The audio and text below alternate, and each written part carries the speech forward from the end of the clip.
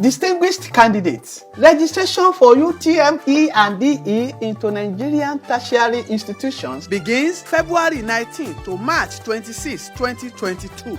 Each candidate must create a profile using only one mobile phone number. To generate the profile code, simply send your NIN by SMS text to 55019 or 66019. A profile code of 10 characters and IBAS alert is received by the candidate for pre-registration checking. The profile code is presented to purchase the UTME and DE e-PIN. Registration fee is 4,700 naira inclusive of CBT center charges. No other payment is required. JAMB has introduced computer studies and physical and health education as UTME subjects. Multiple registrations are not allowed.